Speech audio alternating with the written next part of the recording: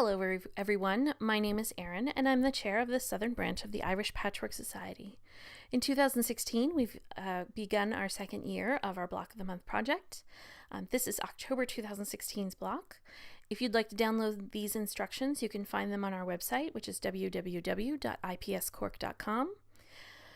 You can also find last year's Block of the Month quilt and all the directions for that there as well. They will be along the top of our page. There should be a tab that says Block of the Month, and just click on that and then click on the year that you want. So this is October's block of this year, and it's the Wyoming Beauty, which you can see here.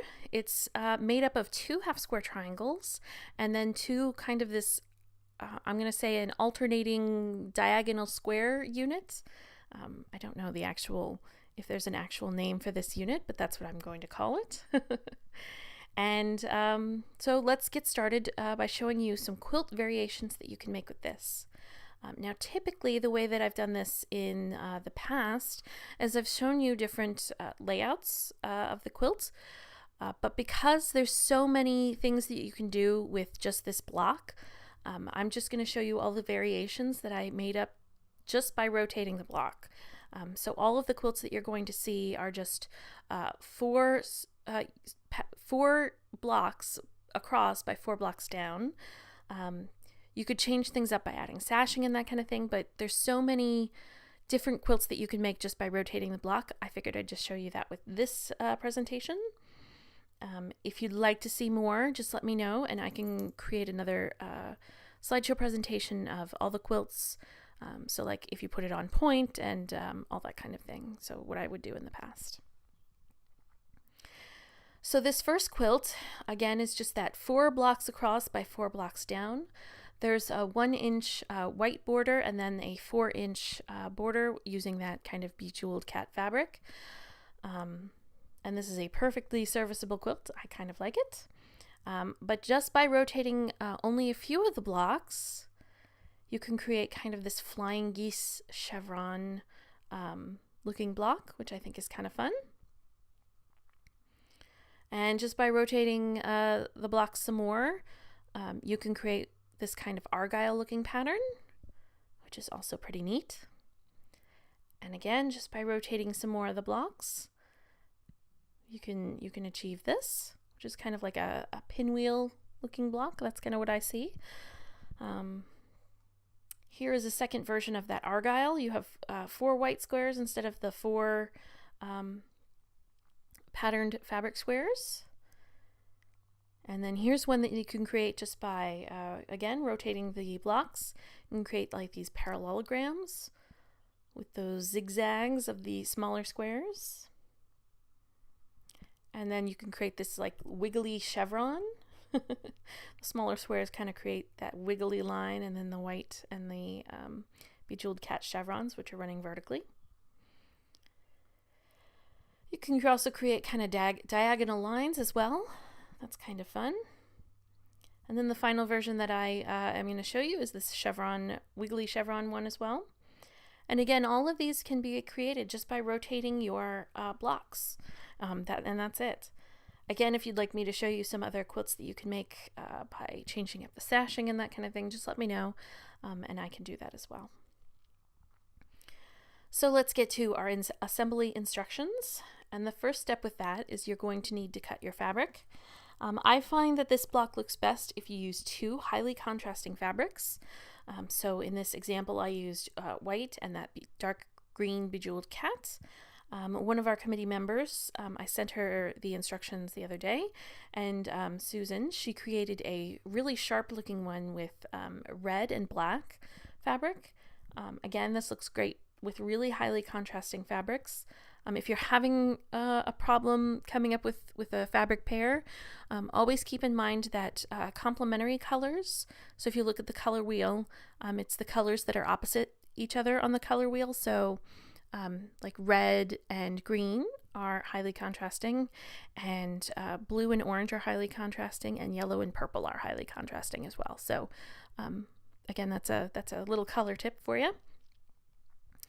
And then from each of those fabrics that you choose, you're going to need 2 2.5 by 4.5 inch rectangles. you're going to need 5 2.5-inch squares, and you're going to need 1 7 3/4-inch square. So you're going to begin by taking only 4 of those 2.5-inch squares, again, only 4 of those, and you're going to sew them into pairs using a 1/4-inch seam and press open. And I press towards the dark. That's going to help me nest my seams in the next step. So once you have them sewn into pairs and pressed open, you're going to arrange in alternating 4 patches. So in this example, on the left-hand side, I have that bejeweled cat on the top row on the right-hand side, and then the bottom row on the left-hand side. And then I just switched up the arrangement on the right-hand side. And then you're going to sew those pairs together with a 1/4-inch seam. Once you do that, you're going to press your 4-patch open. Then you're going to take the remaining square and those rectangles, and using the photo as a guide, just kind of organize what you're going to need to do next. So on the left-hand side, you have the background fabric, which is white. You have that 1 rectangle next to the 4-patch and 1 rectangle next to the remaining green square. And then on the right-hand side, that bejeweled cat fabric is going to be the background fabric, and the white is going to be the feature fabric. And so you'll have 1 rectangle next to the 4-patch and then 1 rectangle next to that white square. Once everything is organized, you're going to sew that 1 rectangle to the 4-patch and the other rectangle to the remaining square and press open. And kind of pay attention to the way you're choosing to press your fabrics. I made sure that my seams would nest in the next step, so just keep that thought process going, because I like to nest my seams when I sew. And so once you have those done, you will sew them together and create these kind of diagonal square unit blocks. So you're going to set those aside once they're pressed open and move on to constructing your half square triangles. And again, you can use your method of choice. I prefer to use this square method only because I have to make 2. And when you use this square method that I'm going to describe, it creates 2 half square triangles. But again, choose whichever way you like to make half square triangles, and adjust the cutting instructions if you need to. So using your marking pen of choice, you're going to draw a line from corner to corner, a diagonal line. And then once you have that completed, you're going to layer this square with right sides touching on your second large square, which was the white fabric for me, and then pin and sew a 1/4 inch away from that drawn line on both sides.